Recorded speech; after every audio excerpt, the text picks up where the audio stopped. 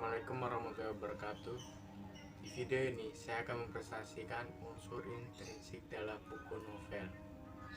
Sebelumnya, perkenalkan, nama saya Prasetyo Putra Nurmansyah dari kelas 12 Multimedia 2. Yang pertama, unsur intrinsik. Tema berisikan gambaran luas tentang kisah yang akan diangkat cerita sebagai dalam novel, sehingga sangat penting memikirkan tema sebelum menulis novel. 2. Penokohan. Di dalam novel dibutuhkan tokoh untuk mengisi cerita. Peran tokoh bisa dipilih tokoh penting atau tidak. 3. Karakterisasi. Karakterisasi biasa disebut dengan pewatakan. Karakter dalam novel berperan besar dalam proses cerita. 4. Alur atau plot. Jika berbicara alur atau plot, tentunya berbicara tentang tubuh dari novel itu sendiri. Terdapat 3 jenis alur plot, antara lain plot maju, plot mundur, atau plot campuran maju mundur. 5. Setting merupakan gambaran peristiwa-peristiwa yang ada di dalam cerita. Latar termasuk unsur pengembangan cerita yang vital. 6.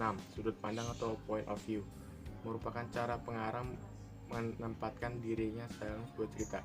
Dapat juga diartikan dalam sebagai pandang seorang pengarang dalam menyampaikan cerita novelnya. 7. Gaya bahasa.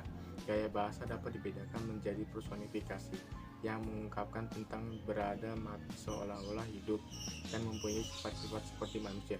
8. Amanat merupakan pesan tertentu yang ingin disampaikan oleh pengarang melalui ceritanya dalam novel. Amanat ini biasanya berisikan tentang kritik sosial, ajakan, protes, dan lain sebagainya.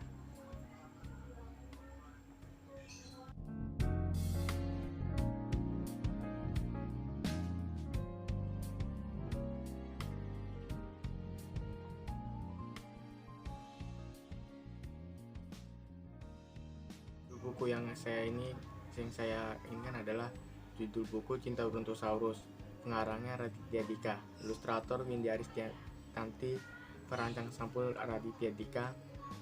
Asal negara buku tersebut dari negara Indonesia dan berbahasa Indonesia.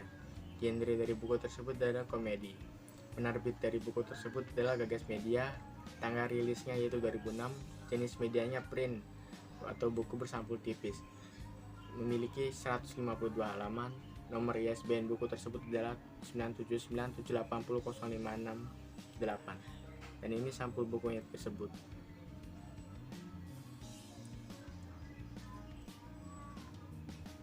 Yang pertama, tema dari buku novel ini adalah percintaan, karena novel Cinta Brontosaurus ini menceritakan tentang kisah sehari-harinya seorang penulis buku yang bernama Raditya Dika yang lahir pada tanggal 28 Desember 1984. Novel ini dimulai dengan kisah cinta Raditya Dika saat duduk di bangku SD. Ketika duduk di bangku SD, Raditya Dika sangat menyukai seorang anak perempuan di kelasnya yang bernama Lia. Ia memutuskan menulis surat cinta pada gadis pujaannya itu. Alur atau plot.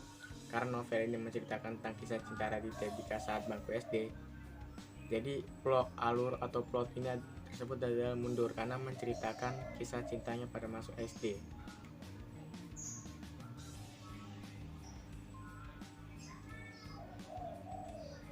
Latar atau setting. Latar dari cerita novel tersebut adalah tempatnya di rumah, di lantai rumah, di sekolah, di dalam kelas, dan di restoran fast food, tapi lebih dominan di dalam kelas dan di sekolah. Waktunya itu settingnya pagi hari dan di hari sore, tapi lebih dominan di pagi hari. Situasi atau suasana.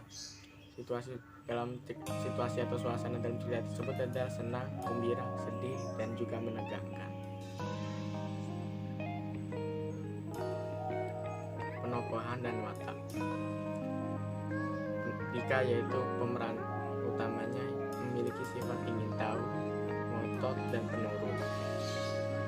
Nyokap ini ibu dari sang penokoh utama. Ini adalah serius dan bijaksana.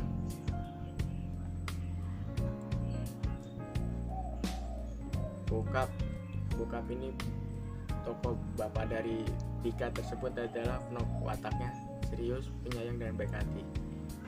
Lia ini memiliki sifat pendiam, sombong, tapi tahu terima kasih.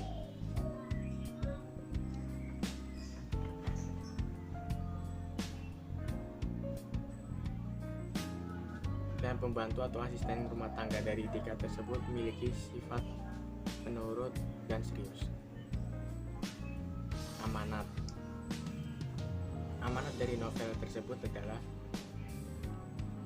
jangan merubah penampilan hanya untuk orang lain, tapi merubah penampilan untuk diri sendiri. Waktu masa SD sebaiknya tidak usah cita-citaan dulu, karena masa SD adalah masa dimana kita bersenang-senang dan bermain dengan teman-teman sebaya. Jangan bersikap sombong kepada orang lain. Jika mau mencari seseorang yang dicinta dan disayang, seharusnya yang agama sama, yang mempunyai penghasilan tetap dan dapat membuat kita merasa nyaman.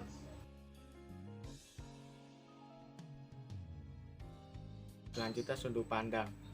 Sudut pandang dalam cerita tersebut adalah orang pertama pelaku utama, karena pengarang menceritakan diri sendiri, yaitu pengarang sendiri yang menjadi tokoh utamanya. Jadi tokoh utamanya tersebut menyebut dirinya dengan aku, gue, dan lu. Gaya bahasa. Di dalam cerita ini menggunakan gaya bahasa koreksio atau oportunistis. Dalam gaya bahasa ini, penutur mula-mula menegaskan sesuatu, tapi kemudian memperbaikinya atau mengoreksinya kembali.